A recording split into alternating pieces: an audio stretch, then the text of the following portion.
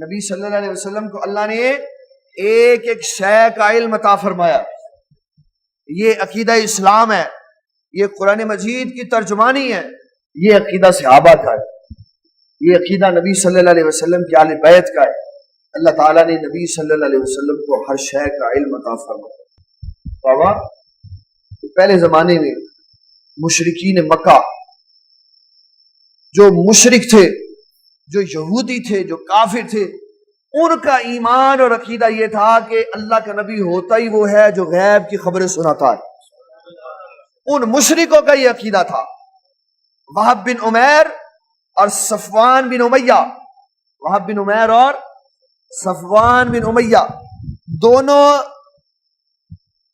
بدر کے بعد حتیم کے اندر بیٹھے باتیں کر رہے ہیں اور آپس میں ایک دوسرے سے بات چیت کر رہے ہیں. عمیر کہہ رہا ہے صفوان سے, صفوان میری زندگی برباد ہو گئی. تو صفوان نے کہا کیا ہوا؟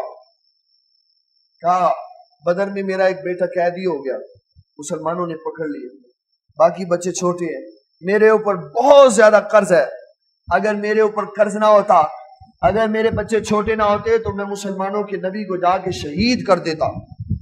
صفوان نے کہا تو کوئی پریشانی نہیں ہے, تم جاؤ, اگر تو وہاں جا کے مارا گیا تیرے بچوں کی کفالت بھی میں کروں گا, تیرا قرضہ بھی میں ادا کروں گا, جا تو یہ کام کر کیا.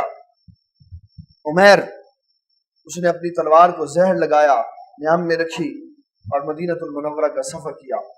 دور سے صحابہ نے آتے ہوئے دیکھا کہ دشمن اسلام آ رہا ہے. عمر بن خطاب نے کہا حضور اسلام کا دشمن آ رہا ہے. آپ نے جو لفظ استعمال کی میں وہ نہیں سنا سکتا کہ آپ نے کتنا سخت اسلام کے دشمن کے لیے لفظ استعمال کیا. کہا حضور اسلام کا دشمن آ رہا. آپ نے فرمایا ہمارے پاس آنے دو. جب عمیر نبی صلی اللہ علیہ وسلم کی بارگاہ میں حاضر ہوئے, آپ نے فرمایا عمیر کدھر آئے؟ عمیر عرض کی حضور بیٹا میرا قیدی ہے, میں اس کی خبر گیری کے لیے آیا. میں سچ بتاؤ کدھر آئے؟ میں سچ بتاؤ عمیر کدھر آئے؟ 3 بار نبی صلی اللہ علیہ وسلم نے جب پوچھا, 3 بار اس نے جھوٹ بولا. آپ نے فرمایا عمیر تم جھوٹ بول رہے ہو, تم اور صفوان حتیم میں کھڑے ہو کر میرے قتل کا پروگرام بنا رہے تھے, تو اپنے بیٹے کی عیادت کے لیے نہیں آیا.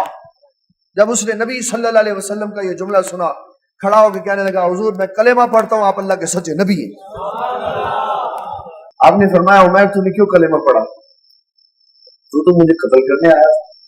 اس کی حضور حتیم میں میری اور صفوان کی جو بات ہوئی ہے نا, اس کو ہم دونوں کے علاوہ صرف اللہ جانتا ہے, اور آپ نے وہ بات بتا دی. یہ اس بات کی دلیل ہے کہ اللہ آپ کو ساری باتیں بتا دے. آپ اللہ کے سچے نبی, آپ اللہ کے. اس وقت کے کافروں کا یہ عقیدہ تھا کہ جو غیب کی خبر بتا دیتا ہے وہ اللہ کا سچا نبی ہوتا ہے. اور آج کا نام نہاد مسلمان یہ کہتا ہے کہ جو نبی ہوتا ہے اس کو غیب کا نہیں پتا ہوتا. تو پھر بابا پتہ کس کو ہوتا؟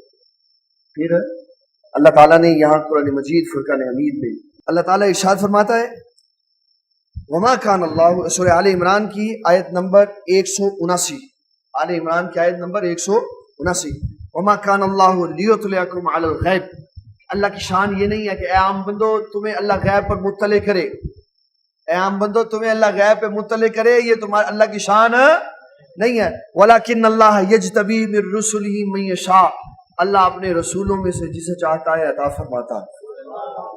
ایک سورہ آل عمران میں فرمایا, پھر اس کے بعد سورۃ جن میں, سورۃ الجن کی آیت نمبر 26 ہے, اللہ تعالیٰ ارشاد فرماتا ہے عالم الغیب, عالم الغیب, غیب کا جاننے والا, فلا یظہر علی غیبہ احدا, اپنے غیب پر کسی کو مسلط نہیں فرماتا, اپنے غیب پر کسی کو مطلع نہیں فرماتا, الا من ارتضی من رسول, مگر اپنے رسولوں میں سے جس پہ راضی ہو جاتا ہے, مگر اپنے رسولوں میں جس میں سے راضی ہو جاتا ہے. پھر اس کے بعد 30ویں سپارے میں سورۃ التکویر میں اللہ تعالیٰ جل مجدہ الکریم نے یہ بات ارشاد فرمائی آیت نمبر 24 میں, وما ہوا, فرمایا سنو لوگو, یہ جو میرے محبوب صلی اللہ علیہ وسلم, یہ جو نبی ہے, وما ہوا علی الغیب بضنین, یہ غیب کی خبر بتانے میں بخل نہیں کرتے, یہ غیب کی خبر بتانے میں اور ہمارے بابا نگینہ صاحب رحمۃ اللہ علیہ نے اس آیت کی ترجمانی کی، فرمایا غیب ان کو خدا نے دیا ہے، غیب ان کو خدا نے دیا ہے، بخل کرتے نہیں ہیں محمد، غیب ان کو خدا نے دیا ہے، بخل کرتے نہیں ہیں محمد، معترض یہ خدا کی عطا ہے، ذاتی یہ غیب دانی نہیں ہے۔ فرمایا یہ اپنا نہیں ہے، یہ اللہ تعالیٰ کی عطا ہے، اس نے عطا فرمائی، اس نے رحمت فرمائی، تو اپنے محبوب کو غیب کی خبر بتا دی، اپنی نہیں ہے۔